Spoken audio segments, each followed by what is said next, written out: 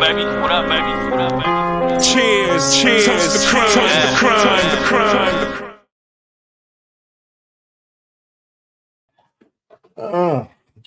What's happening, good folks? How is everyone out there today? First of all, caught me in the middle of a sip, so my deepest of apologies. But welcome to another episode of Beer Talk with a Veteran, where you guys know that I am the Gunny, Tyran Cosby, and of course, you guys know I do all of this whole Beer Talk with a Veteran thing to help my friends, not just my friends that I grew up with, but definitely my military family.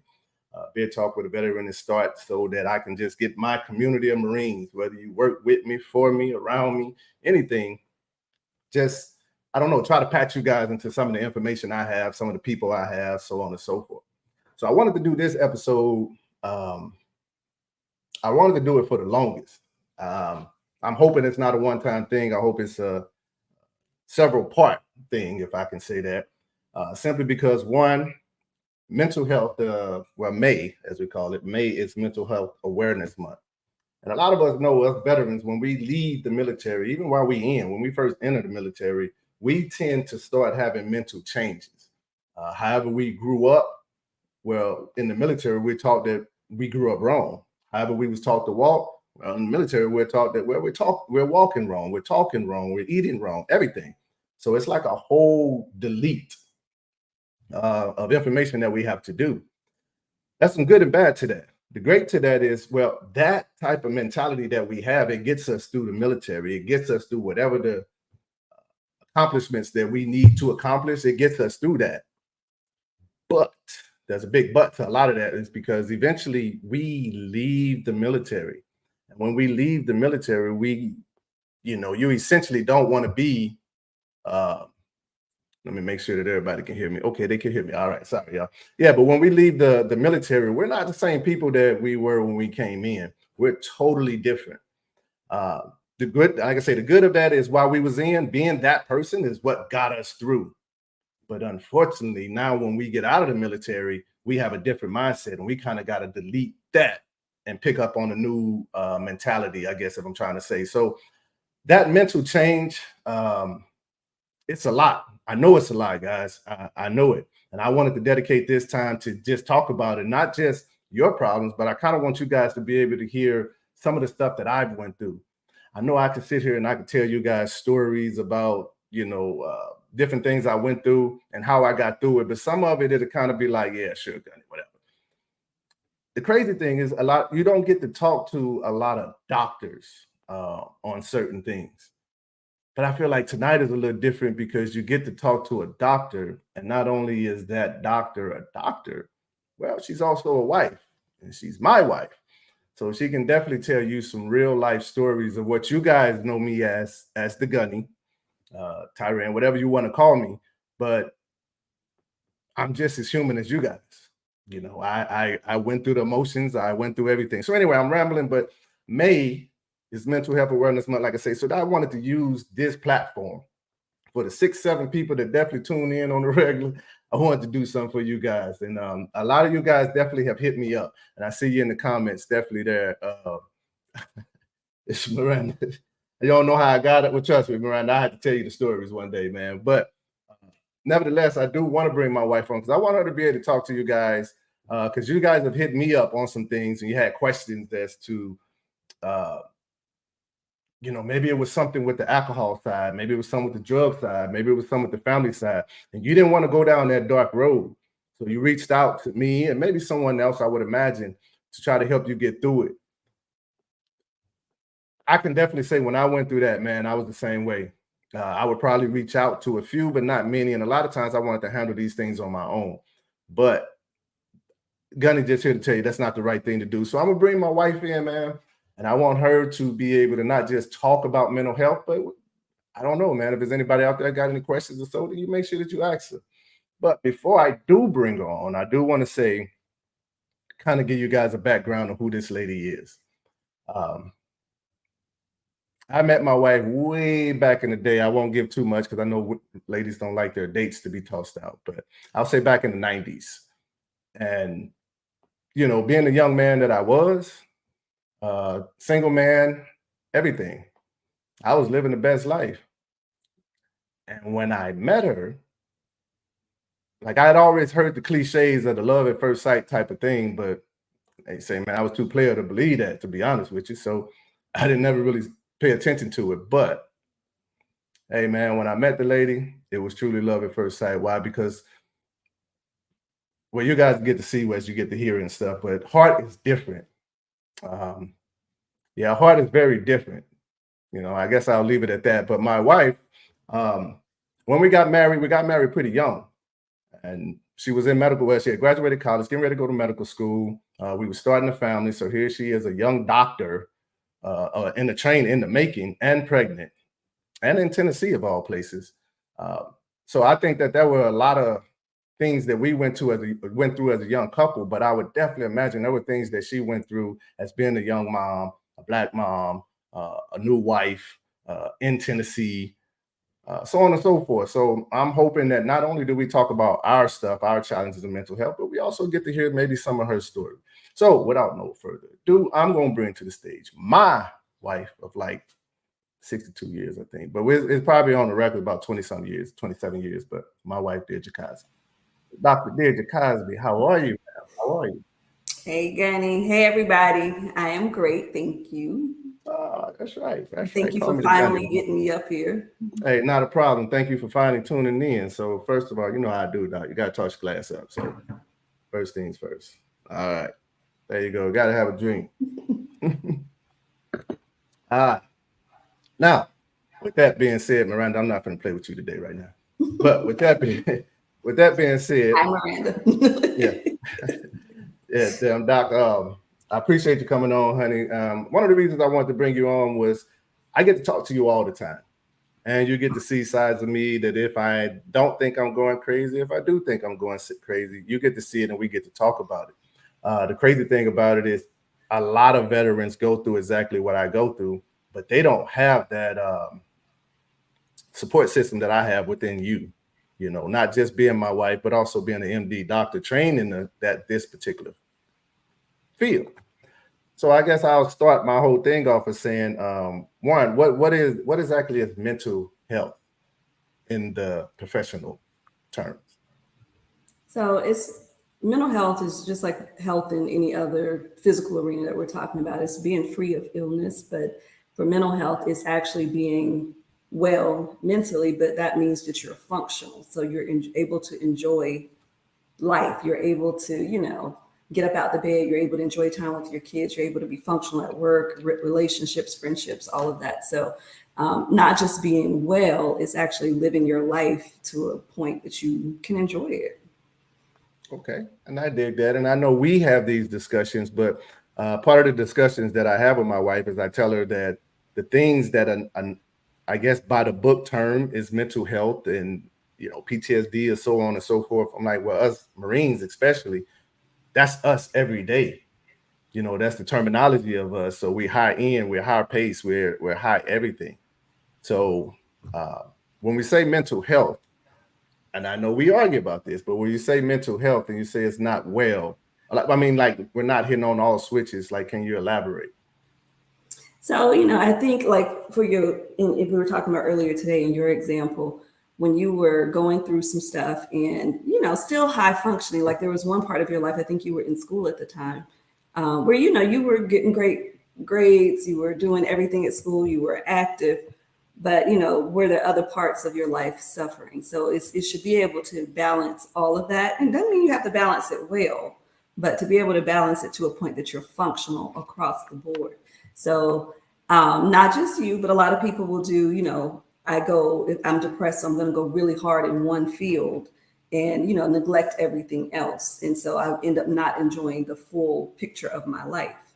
And so when you're talking about health and being well mentally, it's being able to find that balance, being able to, get a good night's sleep, eat right, take care of yourself, take care of the family, work, all of this stuff that as adults, it sucks, but we kind of got to do it.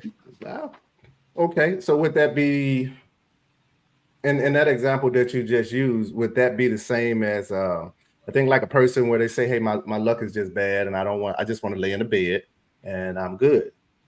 Now, to a normal, again, to most people, i.e. myself, I may say, well, hey, I'm retired. I rate that. I want to lay in the bed. Leave me alone.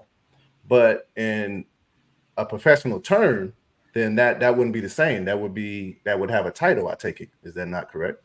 Well, it depends. So we all have symptoms. There's a difference between having a bad day or being anxious about something coming up or nightmares or whatever.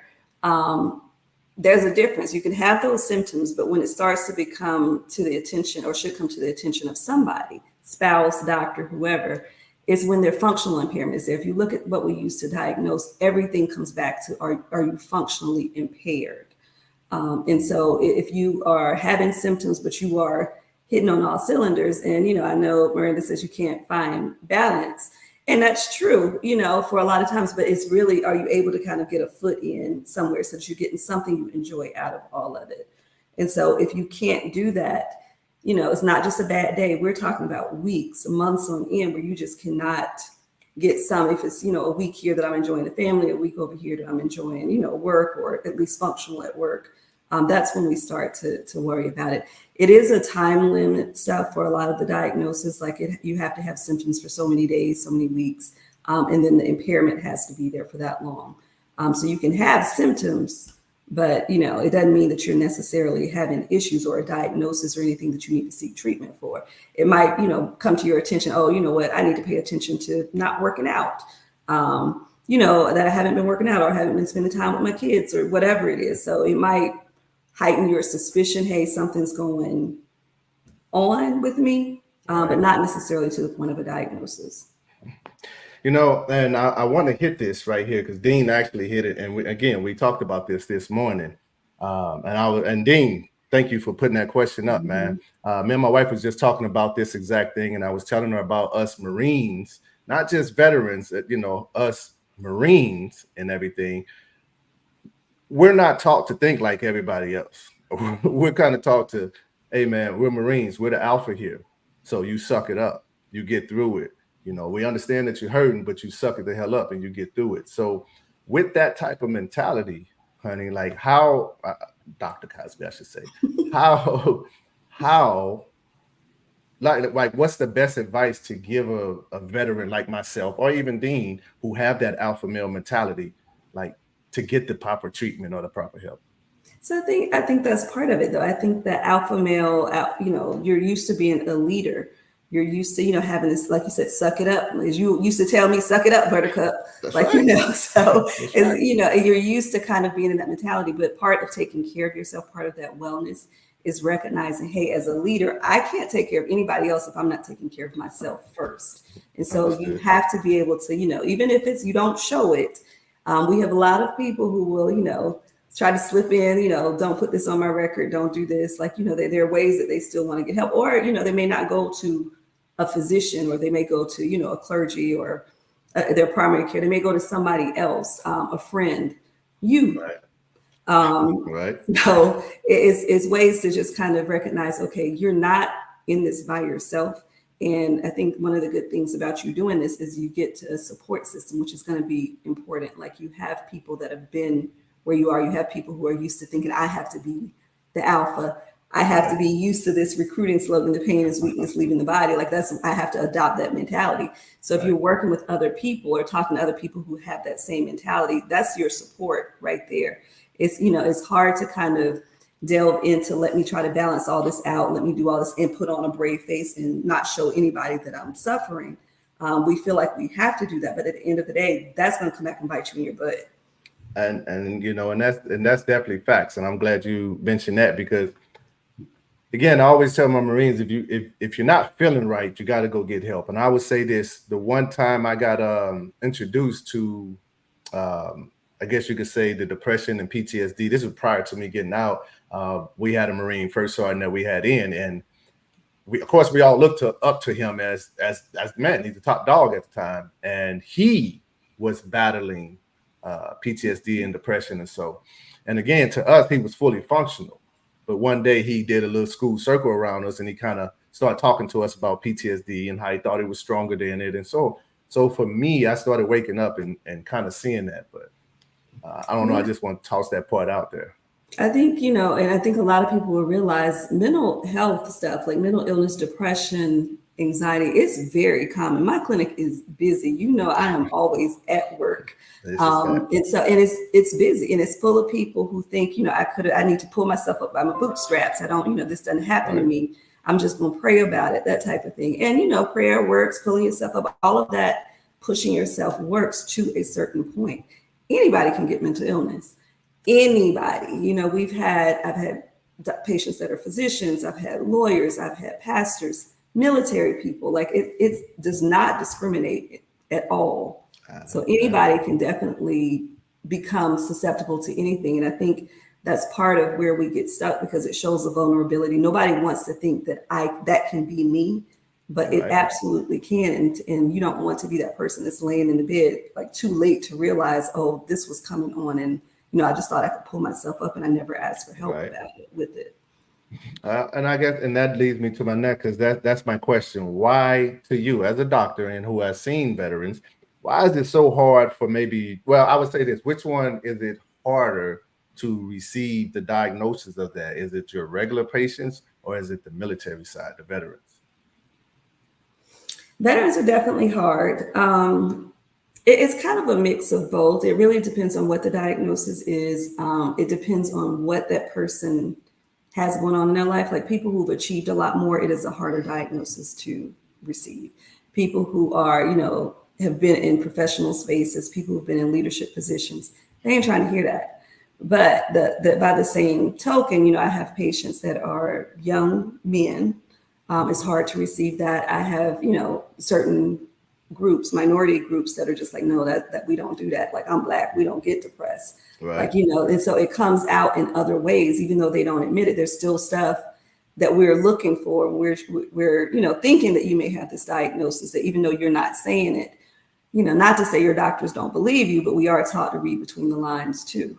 So if you're, telling me I'm not depressed, but you're in tears and, you look depressed, then walks like a duck, talks like a duck. Let me see what else we got going on here. For a lot of African Americans and younger, for people who have kids, especially teenagers, like they come up and it's like irritability. Like they're not going to say they're depressed. They're just snapping on everybody. Now, keep in mind, teenagers are kind of moody, so that could just be them. But for one of us, if we are all of a sudden, usually like if you're always laid back and then all of a sudden you're like snapping, like every little thing is ticking you off, then we'll start to look a little bit deeper.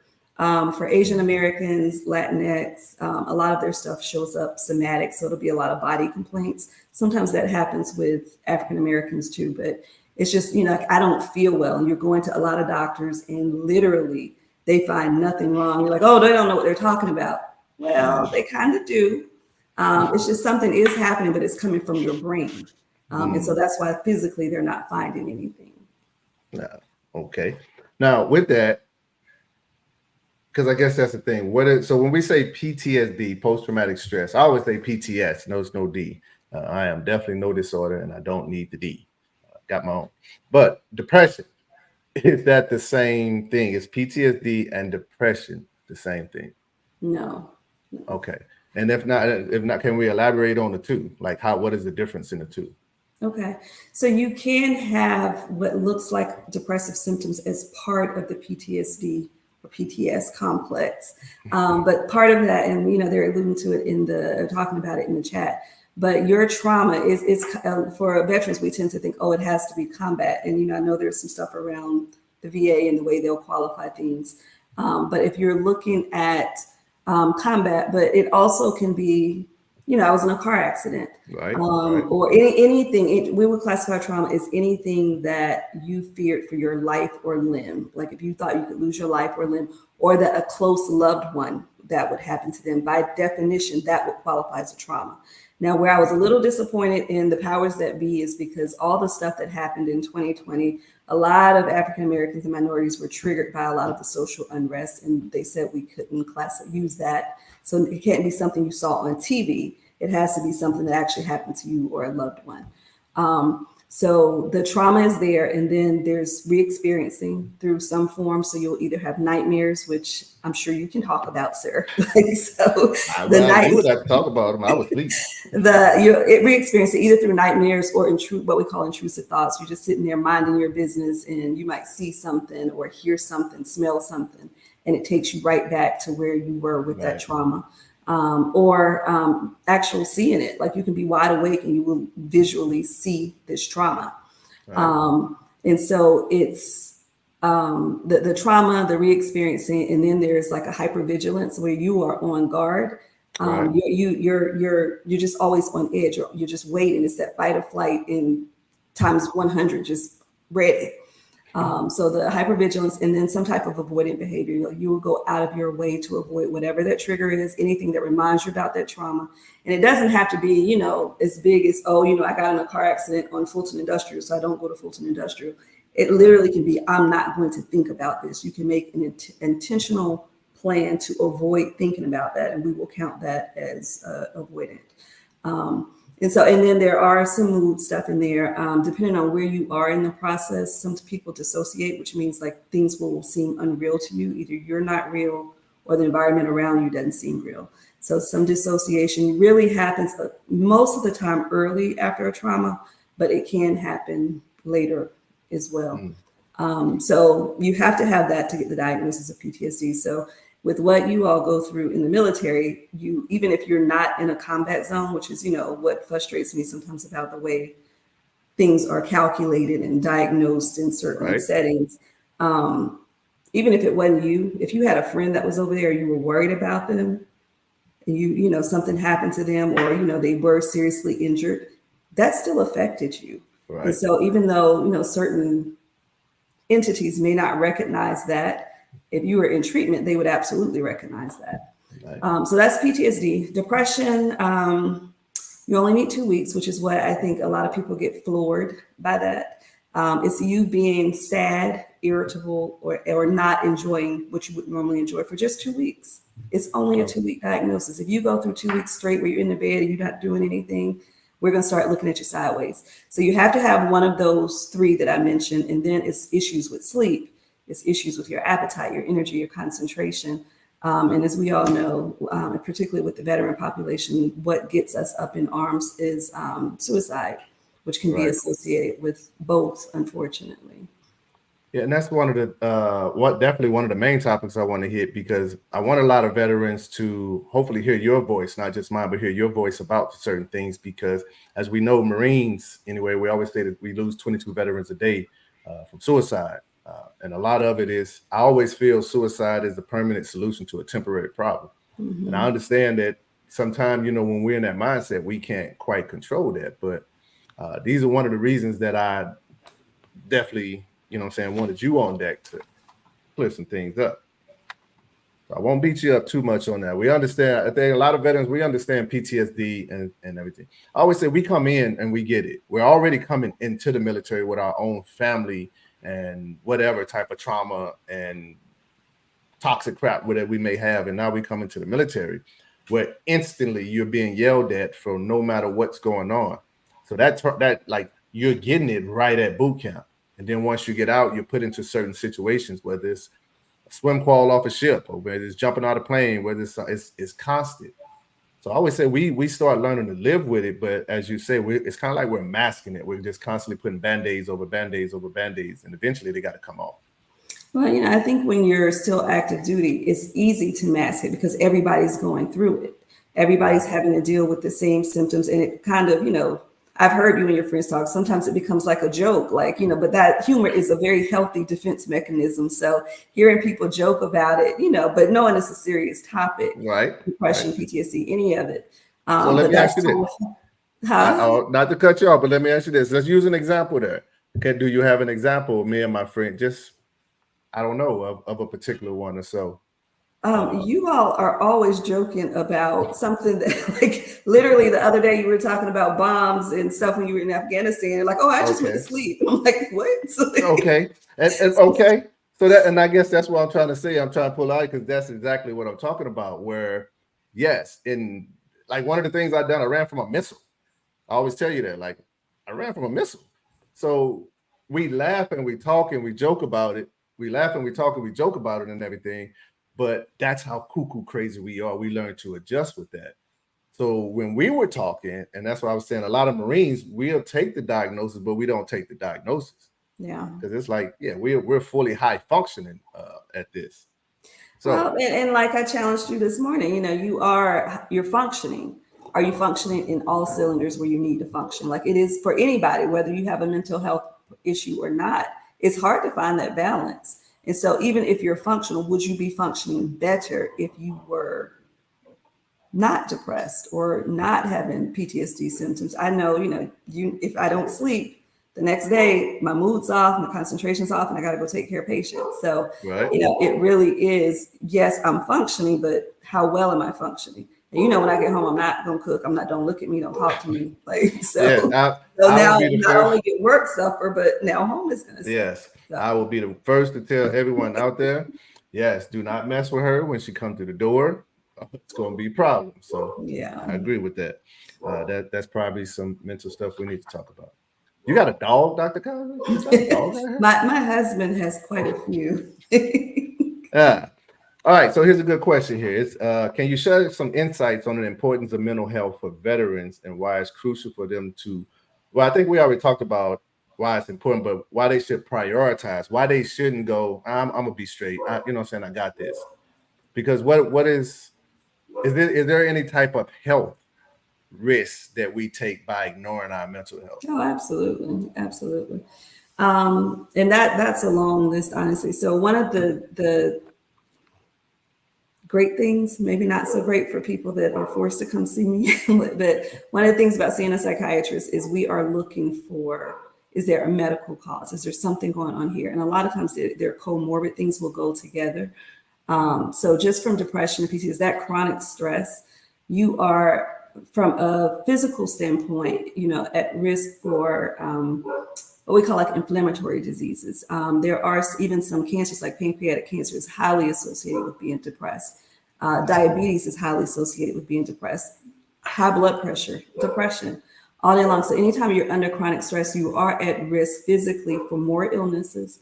Right. And then of course we translate that when you come in to see one of us, everything is, we rule out medical stuff first, then we look at substances. If you are depressed, a lot of people turn to substances to cope, be it alcohol, which is a huge depressant. Like you feel better in the moment, but if you're drinking heavily every day, that actually is going to backfire on you. Right. And so it would actually add to any depression that you're dealing with. Of course, suicide, which we've mentioned. And again, the numbers are astronomical, beyond belief. Like, again, I'm extremely busy. So it's really a lot that we see every day is sending someone to the hospital because they're thinking about hurting themselves. And then beyond that, the other mental health stuff can come after it. So the suicide is there, the depression, anxiety, 60% of people who are depressed also have anxiety. PTSD, it puts you at risk for depression. Probably one of the scarier things that we see, people don't like to get to this point. Obviously, we don't like you to get here, but if you don't treat a depression, it can actually get so bad that you start to hear voices and see things and become really paranoid and things like that. So it does progress pretty quickly, honestly. All right. I see it. Yeah, damn low here, by the way. But okay, I'm gonna move on. I want to, because I want to ask you something. I know we kind of at 30 minutes here. So I want to say that as a mental health professional, married to a Marine veteran, what are some of your unique challenges you faced in your personal life, and how did you navigate them?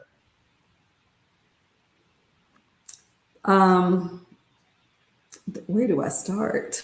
I want to know. I'm interested. It's been interesting. You know, obviously, like you said at the top, we've been together a very long time. So knowing you when you were fairly young going into the military, you know, I think I got to see a side of you that was a little bit more relaxed, but was it really though? As I got to, you know, I always tease him, you guys, when we were first dating, I think, in the barracks at Camp Lejeune. And, you know, put my hand under his pillow and there's like a machete under there. I'm like, what in the hell? Well, it What is wasn't a this? machete. It wasn't. It was What a was K-bar. it? It was a K-bar. Okay. All right. But It was so a I don't know machete. that you've ever been well, but but I will say, Not to take self. looking from that point to, let's say when you came back from Afghanistan, like I think the life you've lived, the stuff you've been through, you've had trauma in your life before. Right. And so to see you, as women will say, you guys, like you glitch, like, it's that jump when you're sleeping. So we went from just a glitch to like all out running in your sleep, fighting in your sleep. Like you hit me one more time, man, like I'm gonna push you out of bed, right? Like, Yeah. Now, some of them times I wouldn't sleep, fellas. I was faking it. I believe that. I believe but that. no, So, I did want to hit think, on that. If okay, I go can, ahead. honey, because even on that, because it's veterans that, well, they're not married, so they don't. Dean, I would know. She didn't say it was sneak month. But no, see, Dean, you made me forget my question, man.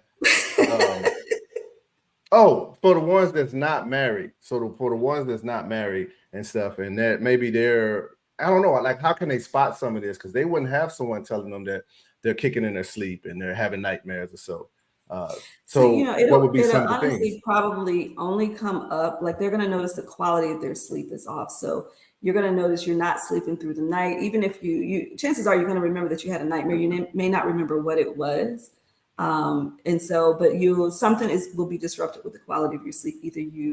People with depression can fall asleep okay for the most part. They just don't stay asleep. So when you're waking up at 1, 2 in the morning, you may be waking up because you're having nightmares. If you're waking up and you're not rested, you wake up and you feel like you're tired, like you didn't go to sleep, you have to consider that you're having nightmares. Now, if you're living by yourself and you really don't have anybody to report on that, a lot of times what we're going to do, if your main complaint is sleep or something like that, we're going to order a sleep study and we're going to watch you. We're going to put you on a monitor and we're going to watch you sleep. And we'll be able to see, we can't see what you're dreaming about, but the way your brain waves change, because you'll be on the EEG, we'll be monitoring your breathing, your heart rate, your eye movements and things like that. So we'll be able to tell when you actually did probably have a bad dream and relate that to your sleep. But that obviously, is the longer route to get that done. Okay. But that's one way that you'll be able to know that just looking at the quality of your sleep, if you feel rested or if you remember having nightmares. And a lot of people will have nightmares sometimes every night, but even if it's just a couple of times a week, that's significant. I guess that's also it, to the point of a lot of times we'll be at work and we're literally going, man, we're so tired. I don't know why I'm so tired, or constantly. So basically, that's certain signs that something ain't right in our sleep pattern. Then, because again, we're always tired at work, so we just look at it as normal. Yeah. Well, I mean, it could be. So that's the thing with doctors, right? We're scientists. We gotta explore this. So the first thing we do, like I said, anytime you come to one of us now, and keep in mind, we didn't go over this earlier, but there's a difference with a psychiatrist and a psychologist, right? So a psychiatrist, I'm a medical doctor, so I'm going to look for something that is organic first. And if you're coming to me and saying, hey, I'm tired, my first thing is let me check your blood count, let me check your thyroid, like let me look at some physical things that could be accounting for this. And then you're going to go into, is there something else? So it could be that you're having nightmares at night, but it could also be depression. It could be your thyroid is off. It could be your vitamin levels are off. It could be a number of things that we will try to rule out first. Because I'm a Marine and I got a couple Marines on here. What the hell is the thyroid? It's a gland right here in your throat. Okay. So and it's, if you are looking at anything inside, it's probably going to be one of the first things that we check. If your thyroid's not working correctly, your mood, your energy, your concentration, everything will be off. Physically, what you'll notice, depending on if it's high or low, if it's high, you might notice, hey, I got a bunch of energy and I can't keep weight on. I'm eating a lot, but the weight's just falling off of me. Sounds like a good thing, but everything has a breaking point, right? So there you can overshoot and it's no longer fun. If it's functioning low, which is where you tend to get more of the depression and the energy issues, you're going to notice weight gain and fatigue a lot. So that's one of the reasons that we check that. Okay. So, I've always wondered because I've heard that I could have a thyroid issues, and I'm all thyroid. I'm thinking is in my thigh, but apparently not. So, so that one day that you went to medical school, we didn't cover that, hey, huh? well, people don't know. So my wife Joe, I went to medical school. Now I never say I graduated from medical school, but while my wife was pregnant in medical school, I would go to class with her. I got to be there, make sure that she's straight. So yeah, I learned, and I learned about diarrhea, by the way. So moving on. Let me get back to though, because you asked me a question earlier about what my own personal experience was with you. And I Okay, know you okay, don't want me going over all your stuff, but we up here now, I'm an man. open book, honey. I don't care. I don't care. All right, so the glitching and the nightmares were one. The other thing I would say is remember when you retired and I had the sign on the door that says leave your rank at this door. Like so Okay. it was an adjustment for me going from being the doctor, the mom, not a single Right. mom, but a lot of times functioning as a single mom. Right. And having to make all the decisions. Y'all, I was cutting grass. I was, boys at Oh the, yeah. at the barber I was shop. dropping that bowl, baby. Had to go to the mechanic. Like I was doing it, y'all. And so Yeah. to have someone who's used to being in leadership come home and like, now you're about to tell me what to do? Like, wait, like Yeah. I want to do it this way. So I think it was an adjustment to figure out, kind of roles in leadership. And I'm a submissive wife. And so as long as I know that you're leading right, then it takes me a minute, but like, okay, I guess you got this. So it was that was an adjustment. And then the other part for me was the communication. When you were active duty, even when you weren't in a war zone but stationed elsewhere, we talked all the time. Like I would get dressed to us talking. I'm driving home, we're talking. Like we talked all the time. Now, after you retired, for me, it's like, Tarian, don't talk to me until I finish my coffee. Before that didn't matter. Now, if I finish my coffee and you're waking up, you're like, don't talk to me until like 12 o'clock. I was like, Yeah. so that part was an adjustment for me. I can see, because I can say on my end, it was an adjustment as well, because I went from gunny, always telling people kind of what to do, to now I'm coming home and my wife literally, she had always said, you always said that, hey man, when you come home, I'm handing these kids off to you and they're all yours. And I'm gonna go chill. I would laugh and joke, y'all, and she literally did it. So I had football practice, I had basketball stuff, and so I was still trying to learn. I'm used to telling people, hey man, go pick this person up, go do this, but now I'm that person. So that was an adjustment for me as well. And then if I want to take my socks off and toss them on the floor, I used to could do that in my career. Now I come home, my wife is like, well, socks don't go here, they go in the dirty clothes. Your socks go in the dirty clothes, I want my socks to go here. So it was that push and shove, and we still kind of have that now, but it definitely was an adjustment on both sides. Yeah, okay, Miranda. Yeah, she's deleted. Yeah, she's deleted now. Whatever. But so honey, you know how I deal with some of my Marines. You've seen a lot of them, and you know that they'll come to me for a lot of their stuff that they have go on in their life. So I guess now my question is for any Marine that I have out there that's going through a rough path, and sometimes we cope on some of the wrong things. So whether it's drugs, whether it's alcohol, I don't know, maybe it's another vice out there, but we'll cope to that to get over. So for us that are coping on things and not getting the proper treatment, what would be your advice to us right now to like the next steps?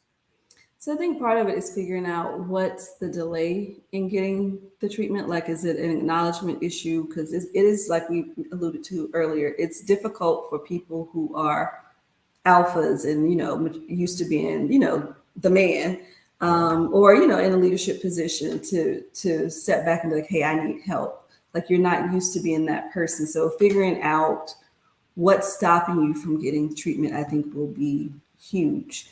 Part of that is stigma. Nobody wants to go see a psychiatrist. I will tell you all, I'm busy from the minute I walk through the door, you guys, with pen in hand, like ready to work the minute I get there. And I work in an outpatient clinic, closes at 4:30. I don't leave sometimes until 7. Like, we are busy every day, all day long. And so it's a lot of people, but nobody would know that. Like everybody's like, I don't want to be that person to have to come see a psychiatrist. There are a lot of people coming to see us, but nobody talks about it. It's kind of like pushed under the rug. Like I'm not going to acknowledge that. So the stigma is there. Some of it's access, trouble getting to us.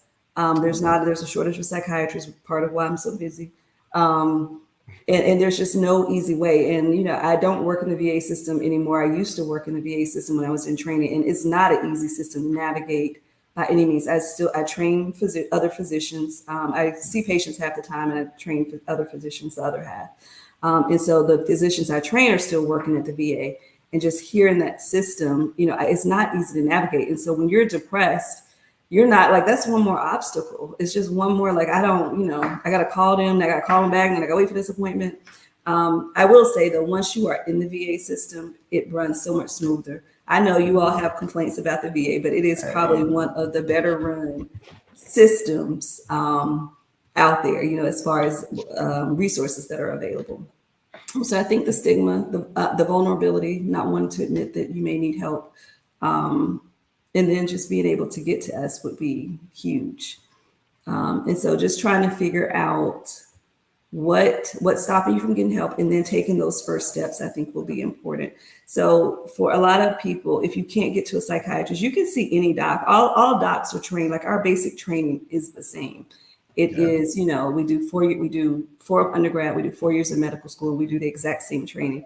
Even though I'm a psychiatrist, I've delivered babies, I've scrubbed in on surgeries, you know, all of that stuff. So every doc has actually gone through psychiatry and can do some basic psych stuff. So if you just don't know who to talk to, just start with your own primary doctor. And then, you know, we have some other people, like if you don't want to talk to a doc, then the gunny. Always there. You pick up the phone. So that's always helpful. Your pastor, any social worker, psychologists are docs, but they're not medical docs. They're available for talking. And it's a little bit easier to find a social worker or a psychologist than it is sometimes to find a psychiatrist.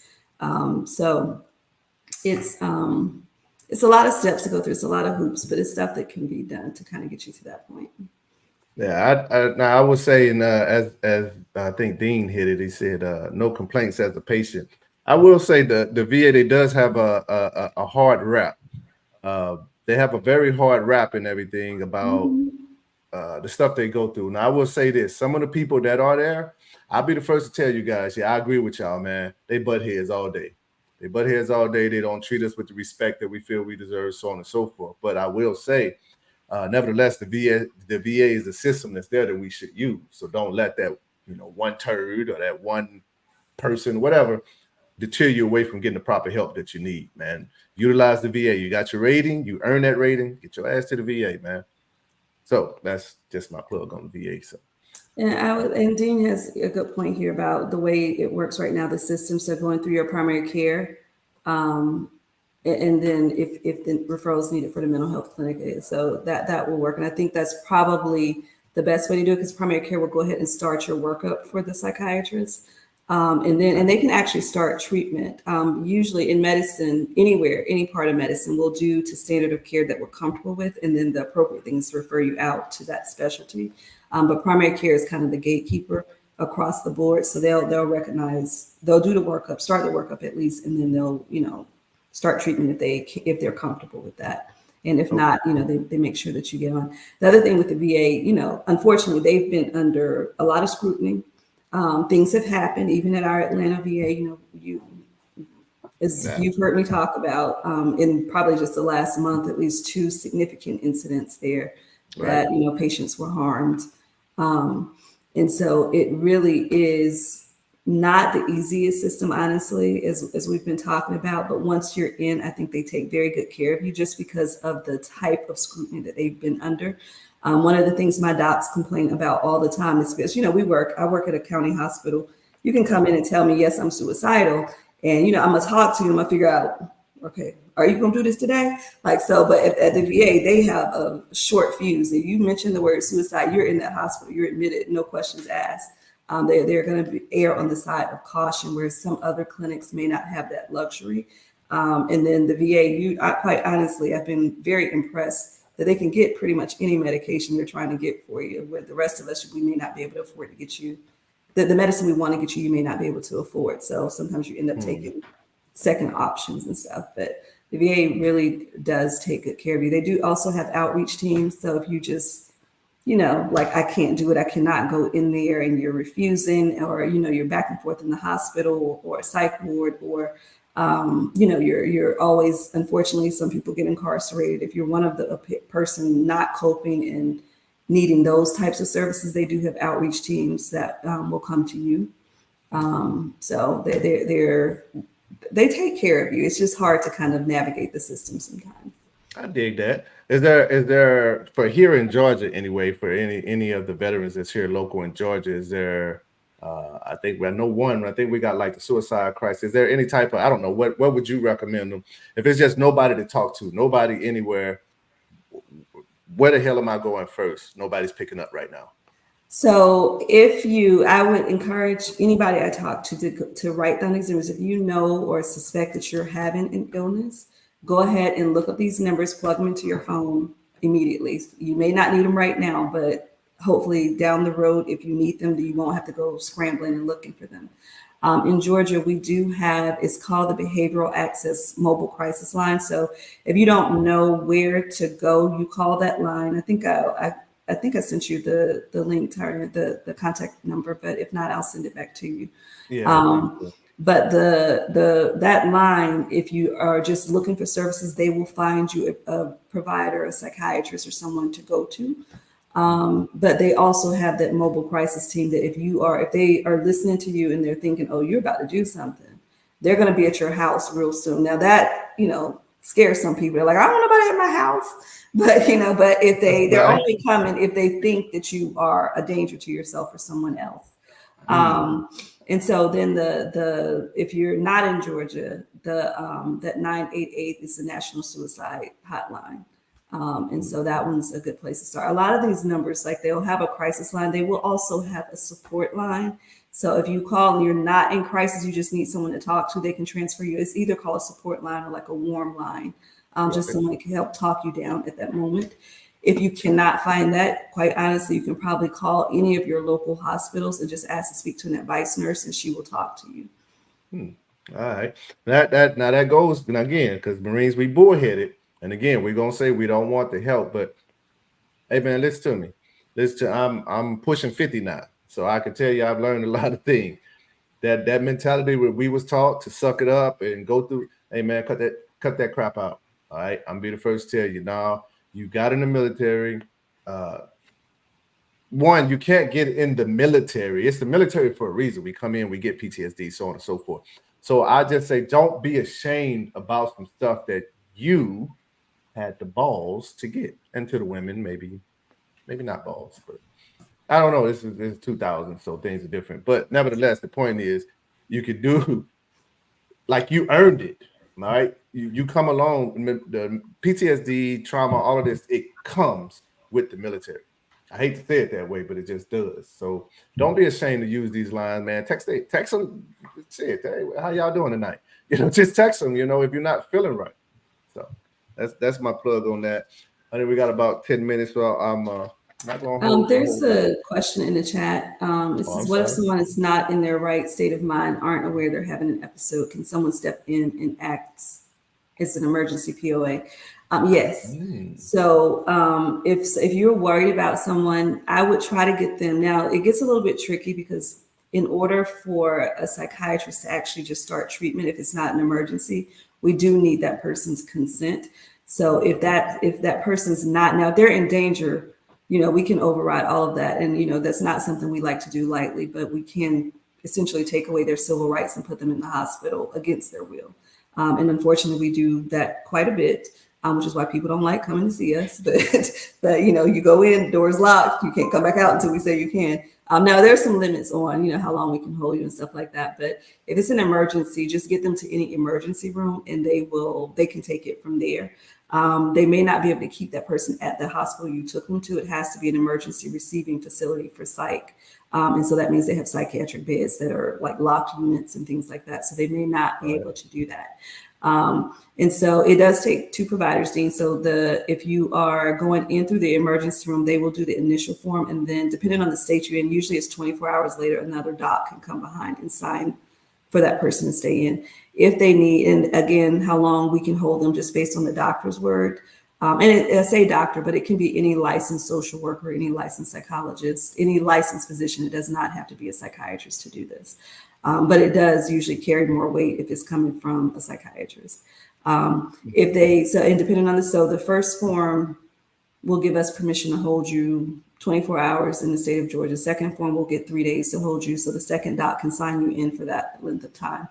If even PAs can do that, and NPs can also do that. Any prescriber that's licensed can do it, or provider that's licensed can do it. After that, say that again. Well, I was going to say, Dr. Cosby, can I say, so when you say that, get them committed. Now, I want to clear something up because a lot of us veterans, but especially us bullheaded Marines, we'll go somewhere and we'll act a complete butt.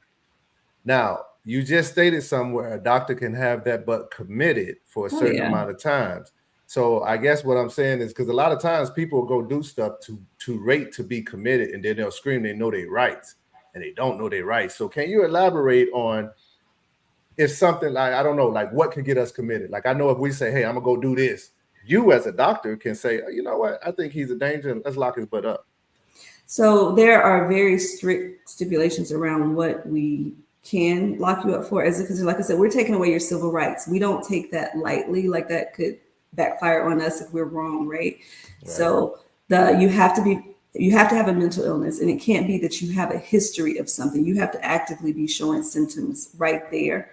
So if you are hallucinating, or you're telling me you're, depressed, or you're not eating, whatever it is, if you're showing symptoms, that's one of the primary things that has to be there. So if you don't have a diagnosis, you're not showing any mental health symptoms that we can document, I'm not going to put you in the hospital. Chances are you come in my office acting a fool and about to call the cops on you, which is not the way we want to go. But if you don't have a diagnosis and you're acting up, that's a different scenario.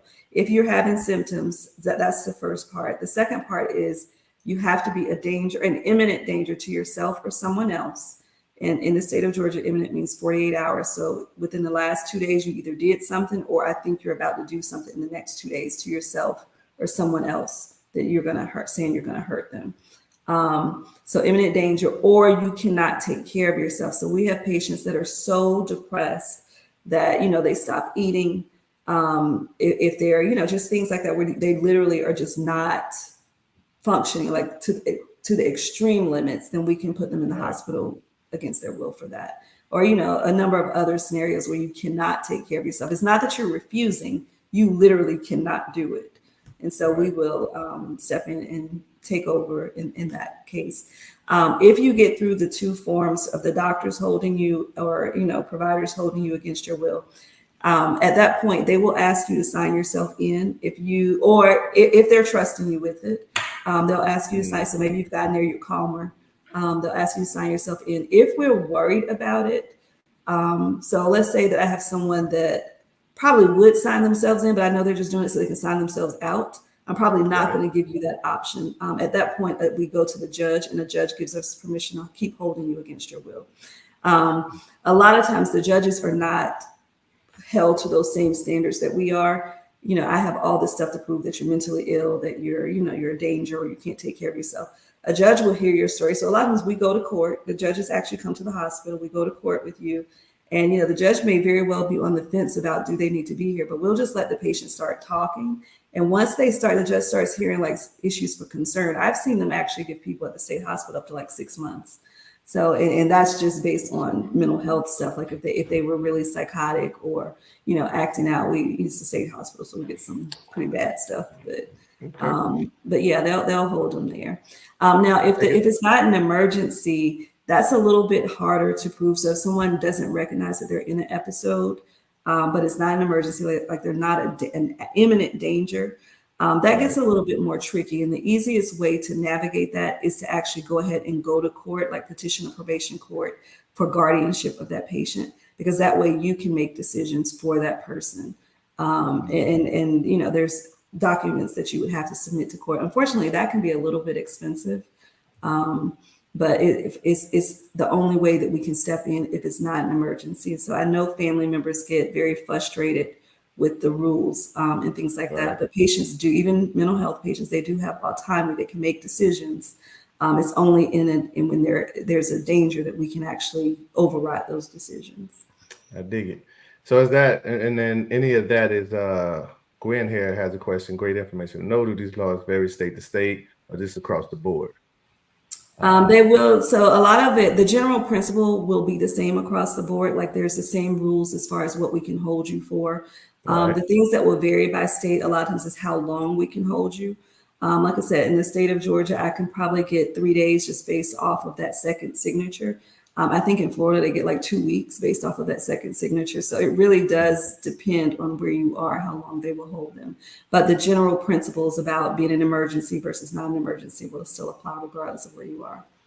Okay, well, I appreciate that, honey. And I'm going to give you this. Lastly, is there any messages or advice you'd like to share with any veterans who may be listening in right now, just from your own words? I think we've covered a lot of stuff. So the big takeaways, I think, is to acknowledge it, like don't be ashamed about it because it can really happen to anybody. And then when we talk about just kind of controlling your emotions and not acting out, we're not talking about like ignoring anything and even feeling like you have to be in control all the time, but it's about feeling like feel what you're going through, like go through it. You have to go through it. So feel it. Understand it. So feel your ish, understand your ish, but don't lose your ish. Okay. So you have to be able to control that attitude and the acting out and stuff like that. But there are people there to help you do that. And then as I always ask you, the last little thing, whenever you're hesitant about stuff, I always say, Tarian, are you a man? Are you a mouse or a Marine? Like we got to make a decision here. Piss or get off the pot. Like we got something to do. So it really is, making that decision to go ahead and get help. I know it's hard to do, but at the end of the day, you can't lead if you are not well. You can't pour it into somebody else if you're not taking care of yourself. I dig that. It's just like on the airplane. They tell you put your mask on first. Mask on first. Before you do anything for anybody else. Yes. All right. Well, Dr. Cosby, man, I really appreciate your time. I hope this isn't the last time. I would like to have you on a little bit more, talk a little bit more of mental health and just us veterans, and hopefully maybe you could facilitate some stuff where I know my Marines would probably like to hear, not just for the sake of being nosy, but now to hear some of the stuff I went through, maybe from your voice, will make them say, well, hey, I am human. I'm not alone. If Gunny went through it, then, you know what I'm saying, then I'll be okay. So I hope I can definitely get you back for that. I guess I could do that. All right, I'll give you a glass of wine. Maybe. All right, give you a glass of wine if you do. So, thank you, honey. I appreciate your time, and we will be back. I guess Dean say nice to hear from Gunny's better half. She's all right, Dean. She's, Thank you, Dean. Thanks everybody for participating. Yeah, thank you, honey. Appreciate you. Love you. Love you. All right, man. Hey, just real quick to the ones that are still here. Dean, Miranda, it's so many of you guys from back from the old units that still hit me up on the regular, whether it's through DM, through text, or whatever. And as I told you guys, I'm Gunny till I die. Right? I'm gonna be Gunny till I die. That means that I'm still rocking with you guys until there's no more Gunny left. So if you're going through something, if I didn't had many phone calls, my wife she'll tell you, I've had phone calls where at 3 a.m. someone's calling me saying, hey, Gunny, I can't put this bottle down. It's like I need help. And I'll cry on the phone with them like, hey, bro, I don't know where you're at. I don't know what to do, but let's get Uber. Let's something. You understand? Like I'm real deal for you guys. So I say all of this to say, do not be afraid. Don't be alone. Man, I was there too. I was alone. I didn't want to be acknowledged as having a stigma of PTSD or anything. I didn't want that. But then one day I just realized, fellas, that every day that I laid in the bed and God woke me up, it was just disrespectful to lay in the bed. It's like spitting in his face.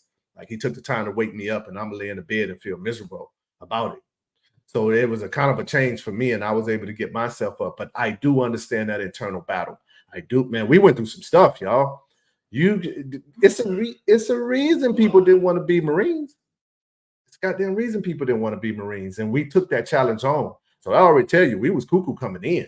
You understand? So Love y'all. Y'all stay up. Don't worry about any of the stigma, man.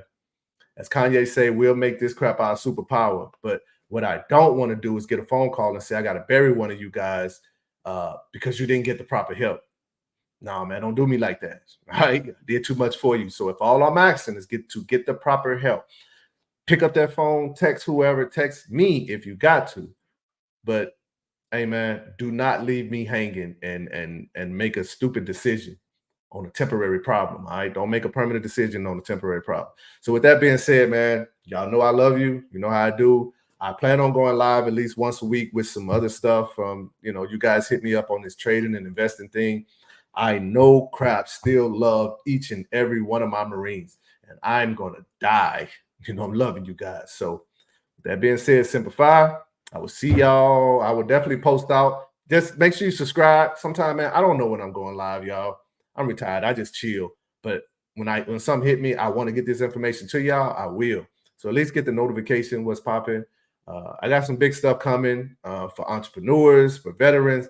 I truly want to help you guys grow. All right. I get to sit at home and chill. I want each and every one of you guys to be able to taste that before we go. We rated that.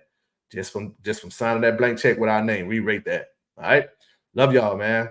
Peace out.